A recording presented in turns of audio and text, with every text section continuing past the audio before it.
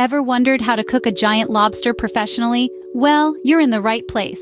Welcome to the fascinating world of giant lobsters, a realm that marries culinary artistry with oceanic wonders. Today, we're not just dealing with any seafood. We're talking about the king of the ocean floor, the giant lobster. This crustacean is not just a delicacy. It's a symbol of luxury and gourmet dining, enjoyed by food connoisseurs the world over. Cooking a giant lobster, however, is not as simple as it might seem. It's an art, a process that requires precision, understanding, and a dash of creativity.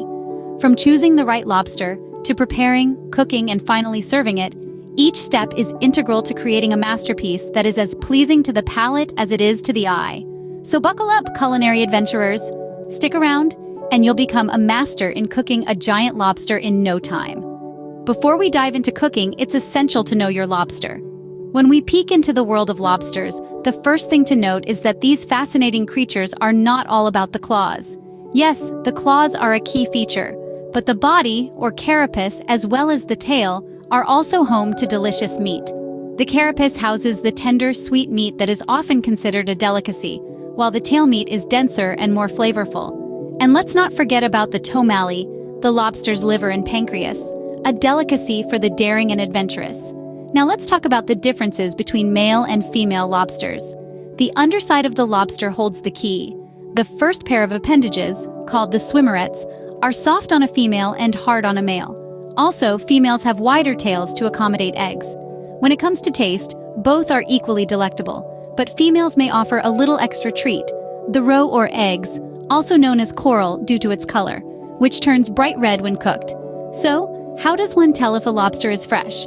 It's all in the liveliness. A fresh lobster will be active and will move its claws and tail. If it's limp or unresponsive, it's likely not fresh. Also, check the tail. When lifted, it should snap back under the body, indicating that the lobster is indeed fresh. Remember, lobsters are sold by weight, so make sure you're getting what you pay for. A good rule of thumb is that a 1¼ to 1½ pound lobster is enough for one person. Now that we are familiar with our lobster, it's time to prepare it for cooking. A well-prepared lobster promises a delicious meal, so let's get it ready. Preparing your lobster for cooking is a crucial step, often overlooked by many. It involves two main parts: cleaning and ensuring a humane end for our lobster friend. To start with, we'll clean the lobster. It's a simple process that requires minimal tools, just some cold water and a brush. Gently scrub the lobster's shell under running water to remove any dirt or small creatures that might be hiding in the crevices. Don't forget the underside. This is a crucial step to ensure that your lobster is safe and ready for the cooking process. Now let's move to the second part, and arguably the most daunting: ending the lobster's life humanely. It may seem intimidating, but it's a necessary part of the process if we want to cook our lobster. There are a few methods to do this, but the most recommended one is by using a sharp chef's knife. First, place the lobster in the freezer for about 30 minutes. This will put the lobster into a dormant state, making it less stressful for both you and the lobster. Once the lobster is dormant, place it on a cutting board belly side down. Locate the cross on the lobster's head, which is where you'll be making your cut. With a swift and firm movement, insert your knife into the cross and cut down through the head. This method is quick, effective, and considered the most humane. Remember, this step isn't about being cruel. It's about respecting the life of the creature we're about to consume and ensuring it experiences minimal stress and pain. With our lobster now cleaned and humanely dispatched, we can confidently move forward knowing we've prepared it the best way possible. But don't rinse off your apron just yet. We're just getting to the good part. With our lobster now prepared, we can move on to the exciting part: cooking it. Now comes the part we've all been waiting for: cooking the lobster. We've acquainted ourselves with the giant lobster, prepared it for cooking, and now it's time to turn up the heat. Let's dive into the step-by-step process of how to cook this culinary delight. First, let's gather our tools and ingredients. We'll need a large pot, large enough to comfortably fit our lobster, a pair of tongs, some sea salt, and of course, our star ingredient, the lobster. To kick things off, fill up your pot with water, enough to fully submerge the lobster. Sprinkle in a generous pinch of sea salt. The salt not only seasons the water, but also helps to maintain the lobster's natural oceanic flavor. Once you've added the salt, place the pot on the stove and turn the heat to high. We want to bring the water to a rolling boil. Now here's a tip to ensure your lobster is cooked perfectly. don't just drop the lobster into the pot. Instead, use your tongs to gently lower it head first into the boiling water. This is not just for the sake of the lobster, but it also helps to cook the lobster more evenly. Once the lobster is in the pot, cover it with the lid. The cooking time will depend on the size of your lobster. A good rule of thumb is to boil it for about 15 minutes for the first pound, and then add an extra 10 minutes for each additional pound. While the lobster is cooking, let's talk about flavor. Some people prefer their lobster plain to really taste the sweet, delicate meat. Others like to add some aromatics to the boiling water. Things like bay leaves, peppercorns, or even a splash of white wine.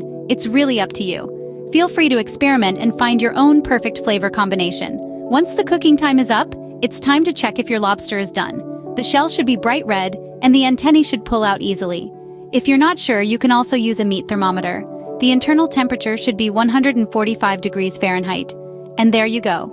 Remove your lobster from the pot using the tongs and let it cool for a bit before moving on to the next step. Remember, cooking the lobster is not just about boiling it. It's about treating this magnificent creature with respect, about bringing out its natural flavors, and about creating a dish that's not just delicious but also memorable. Whether you're cooking for yourself, for your family, or for a special occasion, make sure to savor the process as much as the end result. There you have it, a perfectly cooked giant lobster. But we're not done yet, there's still the plating. A dish is only as good as its presentation, so let's plate this lobster. Begin by carefully separating the tail from the body. Slice the tail down the center, revealing the succulent meat. Arrange these halves in the middle of the plate, their curved edges facing each other, creating a visually appealing centerpiece. Now, let's move on to the claws. Crack them gently and extract the meat in one piece if possible. Place these on either side of your tail halves, adding symmetry to your presentation. Don't forget about the smaller legs. Extract the delicate morsels of meat and place them around the plate's perimeter. They may be small, but they pack a punch in flavor.